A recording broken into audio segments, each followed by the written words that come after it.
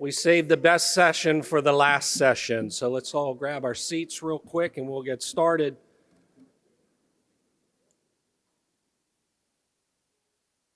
We're titling this Market Insights Live, 4 under-the-radar megatrends for 2024 and beyond. Would you please welcome back to the stage Ian King, Amber Lancaster, and Andrew Prince.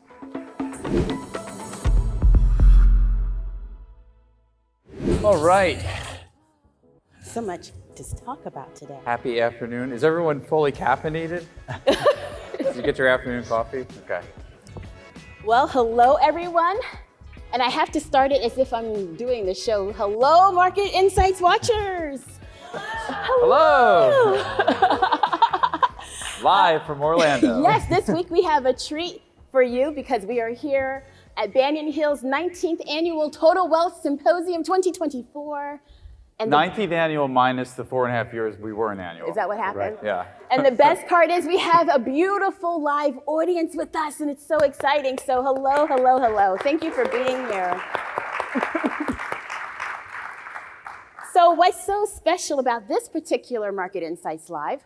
We're not doing Market Roundup or crypto, it's okay. We're going to actually give you 4 megatrends that we're following for 2024 and beyond, and we'll be actually presenting some stock tips, stock ideas that you can buy today. So to kick it off, we have Ian I'm not gonna give it away, Ian. Should I give it away first? Or you wanna talk up to it? I'll talk up to it. Okay. Okay. Here's your clicker. Okay. Have fun. I might have mentioned this. Should I stand up? Let's just. You can stand, of course. I'll sit down. Okay. Okay. So I wanted to start this off by, wow, the big surprise, quantum computing. So our first megatrend under the radar is quantum computing, and something that I briefly touched on yesterday. The thing about all of these megatrends that we're going to discuss today, there's always 3 phrases you always hear. That'll never work, the tech just isn't there yet, maybe in 20 years. And if I'm discussing any big scientific breakthrough with people and I start hearing this, then I know I'm onto something. Because I'm a contrarian, and as I explained yesterday, in our current day and age of exponential growth and the exponential age that we live in, things happen a lot faster than we expected them. I mean, a case in point is the idea that lithium-ion batteries would be cheaper than the internal combustion engine. And back if you looked at electric vehicles in like 2015, 2016, the projections for that crossover point were like 2026. And then a couple years later, it was 2024. And the crossover point was when the lithium-ion battery would be cheaper than an internal combustion engine. And there are a lot of technologies today, like AI, which have followed a similar trajectory, where maybe 10, 15 years ago, we thought this was going to be something in 30, 40 years, but now, as we get closer, it's happening a lot faster. Quantum computing is one of them, and I just want to outline exactly what it is. I don't want to take too much time, because we've got a lot to talk about today. So, quantum computing. And this is a slide from a presentation I watched from IonQ. They're a quantum computing company. They're founded by an executive that was at Amazon. And there's something about this that really piqued my interest, and that's this idea that the industrial age took us so far, and then the information age is only going to take us so far. And the next thing that's happening is the quantum age. And I think you saw a little bit about this in the stock market this year, or in 2023, because everybody was really excited about artificial intelligence. And I don't know if does anybody remember when that Korean physicist came up with the idea that he had like a superconductor that actually worked. Does anybody remember that story? And there were some of these quantum and superconducting stocks that went up, but then they found that this guy, the research didn't really pan out. But the quantum age is a lot closer than we think. And just to explain what it is that in classical computing with the semiconductor, it can only exist in 2 states, zeros and ones. And for you to run like high levels of AI or deep learning, you have to have a lot of these machines together, right? Yesterday we talked about how many different chips or transistors they can put on one semiconductor. It's about 50 billion right now. But if you look at like those AI data centers, there are hundreds of thousands of these chips all put together. And it's very costly. So like the machine that runs ChatGPT, for instance, costs about $100 million to build, and some further AI level data centers are going to be 10 times that amount. And I think Sam Altman was even talking about maybe building $1 trillion computer someday, because to achieve that higher level of AI, it's a cost problem, it's an economic problem. Quantum is different because a quantum chip can exist in many different states. And one easy way to think about it is if you looked at a maze and you asked a classical computer to solve a maze problem, like how do you get through a maze? Well, it's going to take this direction, and then it's going to find a wall, then it's going to have to go back to the beginning, then it's going to have to try again. That's how a classical computer works. A quantum computer can see all the possibilities at once. And so it can solve a lot of the problems that classical computing can't solve immediately. And I just want to show a chart from IonQ's presentation I thought was pretty amazing, was that the gray line right here, actually I'm going to stand up for this. So the gray line right here, sorry Andrew if I hit you in the head with that green dot. The gray line right here is classical computing, okay? The bottom here is the problem size, and this is exponential time, okay? So it's seconds, minutes, hours, months, years, centuries, millennia. And when you look at estimated classical, it's going to take, to get to this size of a problem, it's going to take hundreds of years, thousands of years to get here. Quantum computing can solve all those problems in months, right? And some of these problems that we have are like the actual composition of proteins, which are basically the building blocks of life. And when you're able to fold proteins and manipulate them in certain ways, you can come up with all new types of drug molecules. Some of the other stuff, when it comes to like material science, is pretty amazing because it's not really on anybody's radar yet. And they're talking about things like roads that can actually grow themselves. And this sounds like really sci-fi and futuristic, which is why this is like an under the radar megatrend. But this is like stuff that I think about and is on the radar, but most people aren't really imagining something as sci-fi as this that could be possible. And then lastly, the one thing about IonQ, and I'll say a couple things about the stock after I talk about this, but they measure this in algorithmic qubits, okay? And they've gotten to the point where they've got 29 algorithmic qubits. These systems aren't very accurate, so like there are some high level problems they can solve, but like 75% of the time they can't add 1 plus 1. But they're becoming more and more accurate. And once they get to like 32 algorithmic qubits, then it becomes very accurate. And they're projecting that by 2026, quantum computing will be solving materials problems, faster optimization problems, and then by the end of this decade, some serious chemistry problems that we haven't been able to solve with classical computing. So there's a couple of players in the quantum space from an investment perspective. I think, like I look at IonQ, and it's one of those stocks that I don't have a chart on, but it ran up to 17 last year. People were excited about it. It's down to 10. It's probably going lower. So this is not a stock I would make a big part of my portfolio. But when they get to maybe end of this year, 2024, where they announce that they've got 35 algorithmic qubits, the stock is probably going to go from wherever it is to $20 or $30 very quickly. But it's very high risk. Like it could be down 50% before it has that announcement, if there is ever an announcement. There's other companies that you can play. One is IBM, and IBM, we had the Strategic Fortunes portfolio. I know we sold it. I think we had a 40% gain in it. We sold it, and then the last 6 months, it's really taken off. IBM is one of those companies that was very early in AI, right? And IBM has just been a juggernaut in the tech scene, but you don't think of them as like a Microsoft or a Google, and not the smart. Most engineers that are getting their PhDs are going to work at Google and Microsoft, and not so much IBM anymore. But they actually have a pretty big quantum computing team. They unveiled a new computer just a couple months ago, and it's a safer play in the sense that this is like an X factor for them, right? If quantum computing works out for IBM, it's going to grow their revenues because this could be a $1 to $2 trillion space by the early 2030s.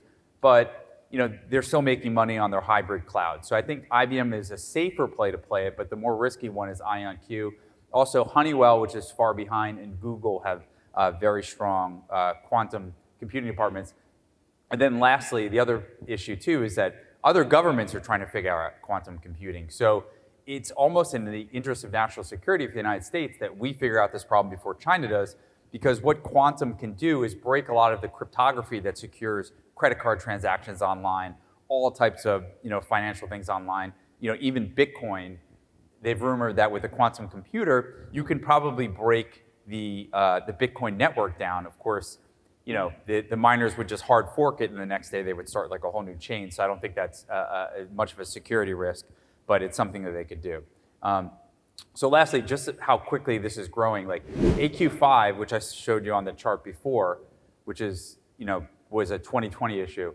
When you get to AQ29, then the way that these grows is exponentially. So to go from 29 to 64 qubits, which is 2020 early, it's equivalent to putting, not just one qubit, which is AQ5, on the tip of a marker, then go to the size of a basketball court, AQ29, but then go to basically qubits that cover the entire United States, which is how fast quantum computing grows and why it can outpace classical computing in a much faster way than what they're doing now. I think one risk to the entire AI space is that AI production moves to quantum computing, and then this arms race we've had for all these data centers is all for naught, because you have these quantum machines that can do the same amount of work with a lot less infrastructure build out. So that's quantum computing. And I think I'm going to turn to Andrew now to talk about nuclear fusion. All right.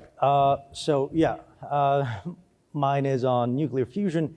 And so by now in this conference, you have listened to Amber and other people talk about energy and how the world needs more energy, and we can't just keep burning fossil fuels for it, which is what makes nuclear fusion kind of an attractive answer.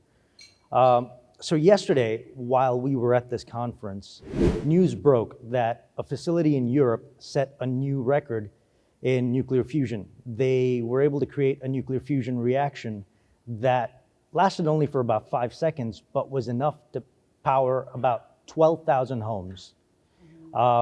And so if you've seen any of, if you've been paying attention to the news and you see anything along the lines of new nuclear fusion records, this is what they're looking for. How much power did they create and for how long did they create it? That's usually what it tends to be. But there's something that happened late last year that I would say is a more remarkable achievement. And that is the National Ignition Facility in California. They produced a reaction. Now, that reaction only put out enough energy to boil about 10 kettles of water. So not much compared to what happened yesterday. But this one's more noteworthy because this is the first time that we got more energy out of a nuclear fusion reaction than the amount of energy we put in to get that reaction started. So after 60 years of hard work, these scientists at this laboratory were able to achieve that. So with that, I want to turn to why we think fusion is such a great answer. See, it's a very different energy source from anything we're used to today that we have today. First of all, it is a very potent energy source. It is 4 million times more, it releases 4 million times more energy than burning fossil fuels, and it releases 4 times as much energy as nuclear fission, which is where you split an atom open, which is all the nuclear facilities that we have today. The other thing is the fuel for it is pretty easy to get. You just need 2 hydrogen isotopes, and you're basically squishing them together. And so the first hydrogen isotope you can get from water, any source of water. The other one, the first one's called deuterium, by the way, and the second one's called tritium. And tritium, that requires lithium, but there's enough lithium in the world for nuclear reactions for millions and millions of years. And so, it's easy to get fuel, and we're not facing any shortages on that end. The other thing is, it's a clean energy source. There are no greenhouse gases. This thing, when you force together these hydrogen isotopes, they spit out helium and a neutron. The helium is a non-toxic gas. I mean, if we take in a deep breath right now, we're breathing in some helium, about 0.05 parts per million. Very little, but it's non-toxic and it's in our atmosphere anyway. So no greenhouse gases. The other thing is, it's not like the nuclear reactors today. There is no radioactive waste. We don't have to worry about storing nuclear material for tens of thousands of years, where we have to wonder, what kind of signs do we have to put out there? Because in 20,000 years, maybe no one's speaking English, so a sign that says keep out doesn't work. So we don't have to worry about problems like that, because there's only one material that needs to be quarantined for nuclear fusion, and that can be recycled and reused in about 100 years. The other thing is, there are no runaway reactions, so there's no meltdown risk. What you're doing in fusion is you are subjecting these hydrogen isotopes to a really high temperature so that they start merging together. So you need to maintain that specific condition. If you don't, the reaction stops and you're just left with some very ugly looking architecture. It's not really, so it's not a meltdown risk like a fusion reaction is, a fission reaction is. So you don't have to worry about things like 3 Mile Island or Fukushima. So this is a safer form of energy as well. So as I was saying, it takes high temperatures or a certain magnetic environment to get these particles to merge together and go through that reaction. That is what we're struggling with right now. Like, how do we get that reliably done? So there are a bunch of companies working on it. And I'd say the most optimistic of the bunch is Helion, which is a company that Sam Altman from OpenAI has invested in. He's put about $500 million into that company. All of these are private, right? Yeah, all of these companies are private. And the one that Sam Altman's invested in, that company recently signed a power purchase agreement with Microsoft, wherein starting 2028, they have agreed to sell Microsoft power that's generated from fusion reactions. So that would be the most optimistic of the bunch. But I think a more reasonable estimate is what you see here from all the other companies, where they're aiming for about early 2030s. And this is what the US government plans as well. They put in about 700 million into government-led efforts and 46 million into private companies that they believe are promising. And they expect to have a nuclear fusion industry as part of the power generation sector by 2035. But as I said, currently, you can't invest in any of these. These are all private companies. But there is one part of this whole system that you can start investing in. You can start investing in it today. And that is the transmission part of it, because energy generation is one thing, but you need to be able to get that energy from where it's produced to the end customers. And if you can't do that, then nuclear fusion means nothing. So a good example of this is something I've experienced. You see, I'm from India, and in India, at one point, there was a deficient amount of power generation happening, and there were just these coal-fired power plants, and they couldn't produce enough energy for the entire country. And then India took some drastic steps, added to the coal power plants, and they built out a bunch of renewable energy projects, especially solar. And now we stand at a place where those renewable energy sources can step in and bridge any gaps in the coal-powered power plants. But still, to this day, having a generator is a good idea. Having a voltage stabilizer is a good idea. That's because the grid system is old and deficient in places, so it can't get the energy to where it needs to go. So you still see blackouts. You still see voltage fluctuations. And before you say that couldn't happen here, it's already starting to happen here. So the number of power outages are going up per year, and it's been on a rise over the past decade, and the duration of these power outages is also climbing. And we can see specific examples if we look at certain regions of the country.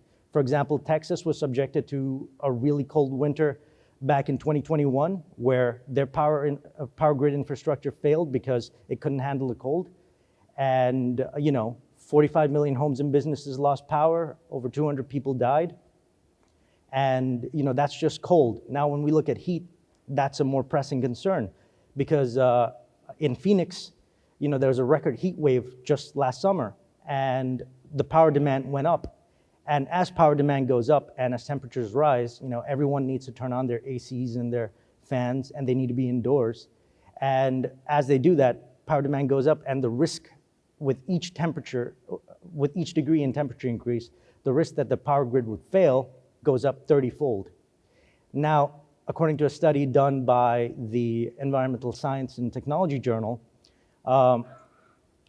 if a power outage were to coincide with a heat wave and that power outage lasted for a few days, it could kill 1% of Phoenix's population, and it would hospitalize about 50% of it.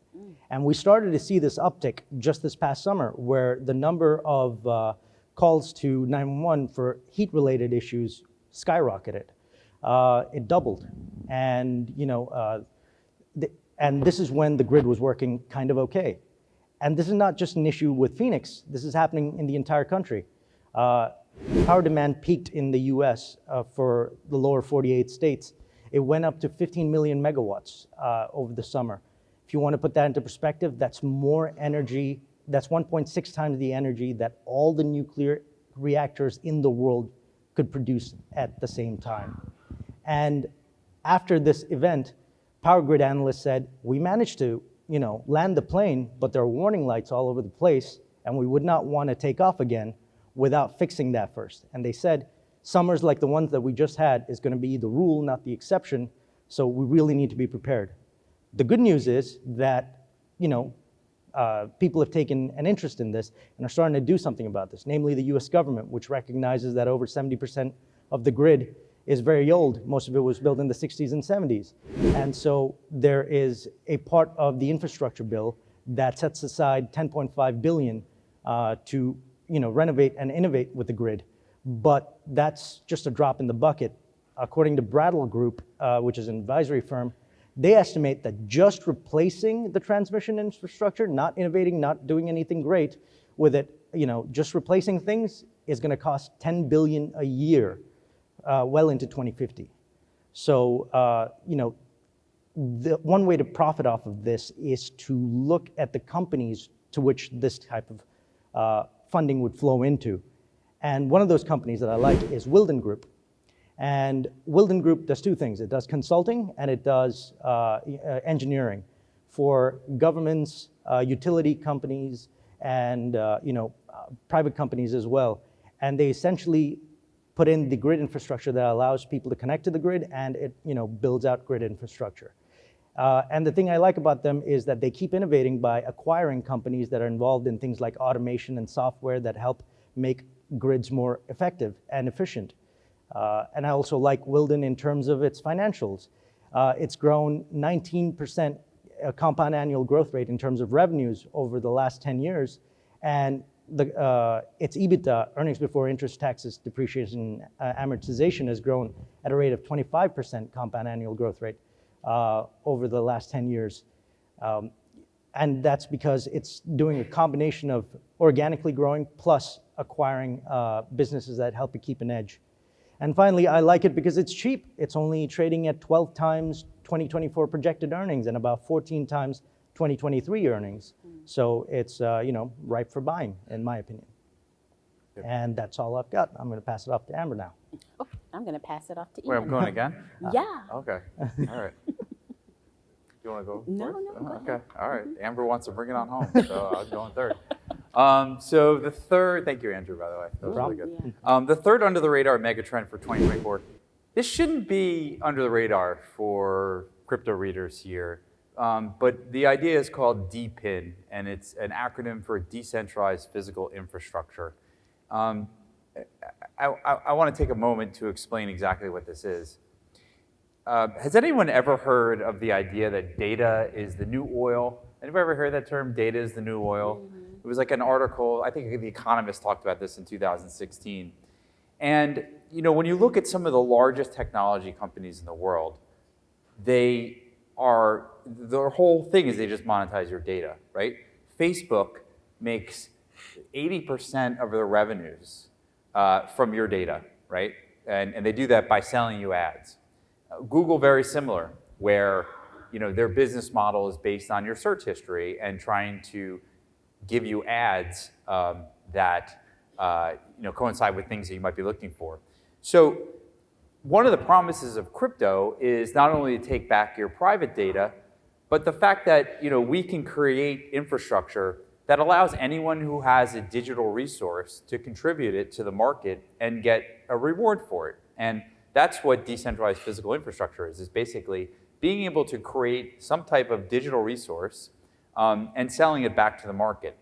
And there are a whole bunch of projects that are in this space. And when we first recommended helium back in, I guess it was, anybody mine helium here from the beginning? All right, good. So we first recommended helium back in the day. We recommended buying the token, I think at like $1.75, but I also recommended get some of these miners, like you can mine this stuff yourself, very similar to like Bitcoin, where you just spend a little bit of money on the early days and you can get rewarded for providing, what helium does for all you don't know is you provide basically a LoRaWAN, which is like a lo-fi internet to a given area. And by doing that, the network can see that you're doing it, right? They can locate you where you're doing it, and you're connecting to other networks too. And then they're paying you in a token for the amount of time that you're providing network. And that was basically the first decentralized physical infrastructure project in crypto. And what helium does, and they're working in 5G right now, is there's a last mile problem in the telecom industry in the sense that, if you go to like a city, 5G works great, but has anybody ever driven kind of like on a highway in the middle of nowhere and you have like no cell service, right? Mm-hmm. Because it's expensive for the telecom companies to like build the infrastructure there. So what helium is trying to do is basically incentivize people to build their own network in areas where there's not coverage and be rewarded for it. And so that was the first project. And I think that's a really good example. But this space, the decentralized physical infrastructure network space, has really blossomed. And we're at the point right now where there's different categories of it, right? It's not just helium. And I'm going to use my clicker again. Sorry, Andrew, for your head. I want to go on this side this time. I won't point it. Can everybody see this over here? Yeah. So it's actually broken into two ways. Physical resource networks, which is projects similar to helium, and then digital resource networks. So the physical resource network would be like helium, where you're setting up a tower to provide 5G, and a digital resource, something like storage or Filecoin, where you're contributing storage to the network. And somebody that wants to like save their iCloud photos, for instance, doesn't have to use like iCloud, could use a decentralized storage network. But in crypto right now, there are all these projects that are really blossoming. And you can see some of the tokens in here that we actually have in the crypto portfolio. We've got Render, which allows you to create a market for GPUs, which allows for generative AI. And then another project that I like a lot is right here, Demo. And it's something I recommended for people to do. Anybody have a Demo miner here? Does anybody plug Demo miner in? No. Demo miner is really simple. It's actually a lot easier than helium. Paulette has it. All right. Just go helium. Demo miner. So the Demo project hasn't been as lucrative as helium was, but it basically is a box that you buy. I think it's like $250, $300, and you plug it into what's called your OS3 port in your car. Back in the days, you remember like when cars had like a fuse box underneath the steering wheel? Mm-hmm. You like pull it out and there would be a bunch of fuses in there. Now it's just like one little port. So when you go into like the dealership and they want to figure out what's wrong with your car, they plug into that OS3 port. And it's basically a little computer that has all your car's data. What Demo does is you plug the little box into it, and it basically stores your data in a way that's anonymized, but they pay you for storing your data. And I mean, the grand scheme of this is eventually, I think they're going to start like their own insurance network on it because they have all your car's data, and then an insurance company can say, your car is very healthy, we're willing to insure it, or maybe they're able to track like the telematics of your car, like maybe you're a speeder and you're driving on 95 a little too fast, so your insurance policy is going to a little bit too much, which I'm fine with because I don't like to speed, so my insurance will go down. And that is basically what Demo does, but it pays pretty well. I've made at one point the token was at 10 cents, and now it went up to like 60 cents because Bill Ackman invested in. But I think there's still time to invest in something like Demo, where you just put the miner in your car. And that's an example of decentralized physical infrastructure. But the one that I wanted to highlight today is called RLC, which actually Andrew brought to my attention. It's called Run Lots of Computers. And it's very similar, that's pretty funny. And it's very similar to Render in the sense that it creates a network of computers that you can borrow computational power from. So anyone who has a computer can hook it up to the network, and there's a token that is traded in the marketplace. If you want to use computational power, you have to use the RLC token. And just quick tidbits on it. So prices, I think this was a couple days ago. This is crypto, so I mean, it could be either up 50 cents or down 50 cents from here right now if you go check the price. But it trades on Coinbase, so it's easy to buy. It has a market cap of 155 million, so it's not a major project right now. It's been around for 6 years, so this is not something that it came to market yesterday. And one thing I really like too, and crypto readers will know, the market cap is close to the fully diluted valuation, which means that a lot of the tokens that are going to be printed are already out there in supply, so you don't have to worry about dilution in the future. So that's my idea for the decentralized physical infrastructure space. Or you actually can, try to mine this token by connecting your computer to it, but that's something for another talk.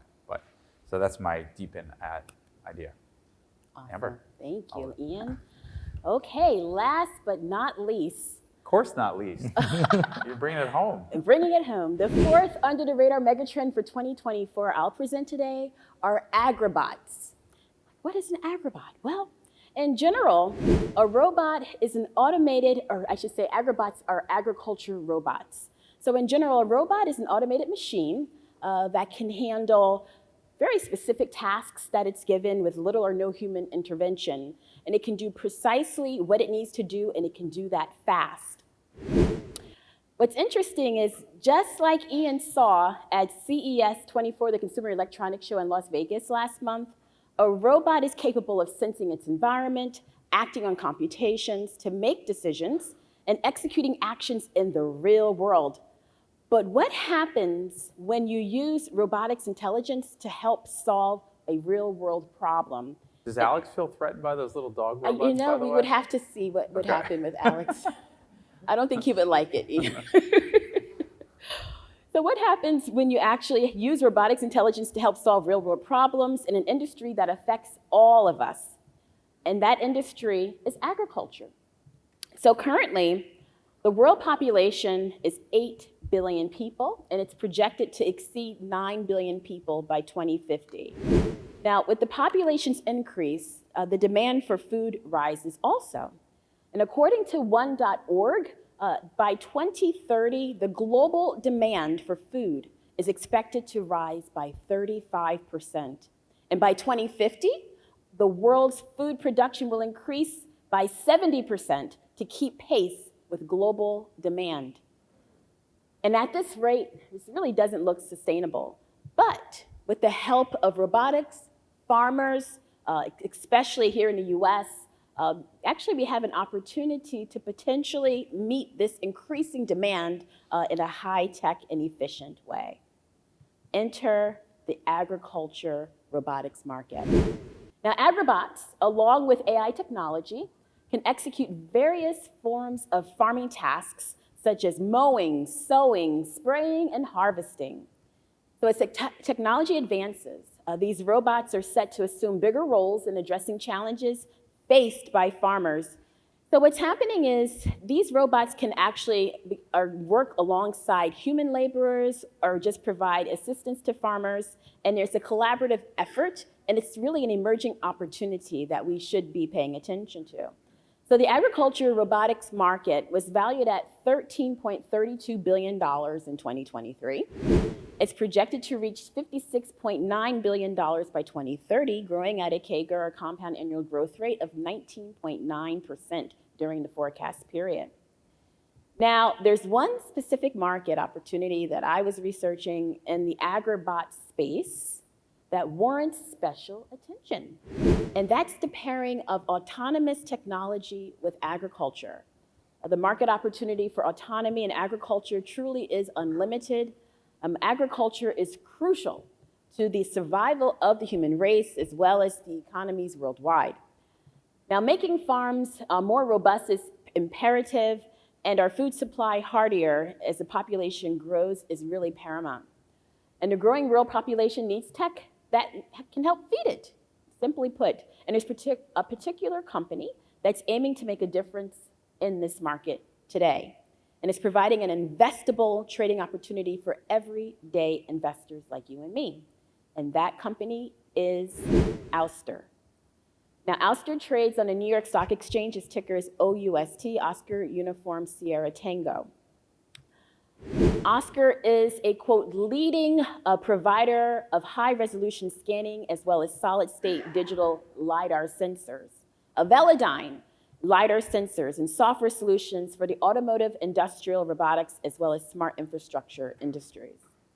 Now, Ouster is on a mission to build a safer, more sustainable future by offering affordable, high-performance sensors that drive mass adoption across a wide variety of applications, end quote. So in addition to other markets like defense and security, Ouster is also entrenched in the agriculture market. Ouster is working with autonomous technology, farming, robotics companies, and installing their LiDAR tech on the robot farm equipment. Now, LiDAR, which stands for Light Detection and Ranging, is a remote sensing method that uses light in the form of a pulsed laser to measure ranges of variable distances. The LiDAR market is projected to grow from $1.6 billion in 2024 to $3.7 billion by 2029. It is expected to grow at a CAGR of 18.2%. Now, to ride this wave, Ouster has a suite of LiDAR products. This LiDAR product lineup includes the OS Dome, which is a hemispherical 180-degree field of view digital LiDAR sensor, the OSO, ultra-wide 90-degree field of view digital LiDAR sensor, the OS1, medium-range digital LiDAR sensor, and the OS2, long-range digital LiDAR sensor. The company also offers a suite of software applications. Now, one farm tech robotics company Ouster is working with is Blue White. And Blue White is a startup that combines hardware and software into a platform that can actually work with a fleet and work with data management. The platform allows for users to run all farm operations easily from anywhere. Isn't that amazing? Just remotely.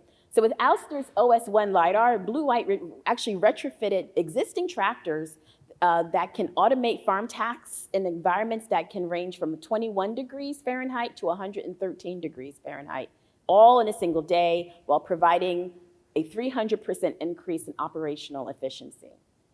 So using LiDAR in tractors enable the ability to produce more food with less input while increasing productivity. And Ouster's custom LiDAR products are installed on tractors that can recognize crops and that can see everything, any object in its path, including trees. Now, Ouster envisions a future where its, quote, digital technology will enable LiDAR to become truly ubiquitous, playing a key role in the autonomy revolution that will change innumerable aspects of our economy and daily lives, end quote. Now, it's currently trading at the time when I was researching this at $5 per share. This is a micro cap stock with a market cap of $200 million.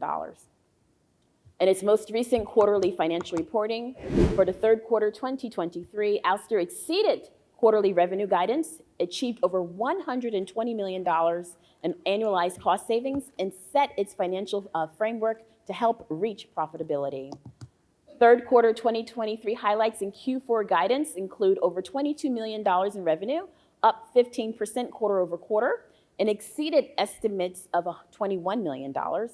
It booked $38 million in business with a new, as well as their existing customers, representing a book-to-bill ratio of 1.7x.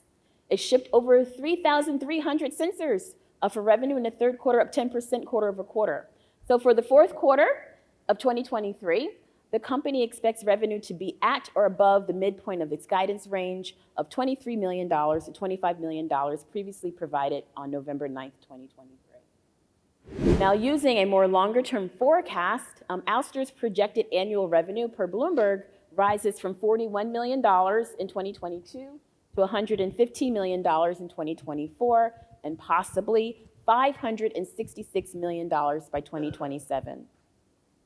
Ouster's CEO, Angus Pacala, stated that, quote, Ouster ended the year on a high note, and I am pleased to announce that we expect our fourth quarter revenues to be in the upper half of the guidance, and the Ouster team is delivering on its strategy of enabling autonomous solutions across a wide range of use cases, such as industrial, robotaxi, mapping, and smart city. And we see continued momentum as the value proposition and performance of our product portfolio resonates with our customers, end quote. So with the increasing shortage and rising costs of agriculture labor, increasing demand for food supply for the world's growing population, Ouster's LiDARs stand to help. And as the US actually sits at the forefront of the global agricultural robotics market, companies just like Ouster stand to benefit. So that's my presentation. Thank you, Amber. You're welcome. Do we have time for questions? Yes, Oh. we have 4 minutes Questions? and 20 seconds. We have time for questions. Any Anybody have questions, anyone? Questions?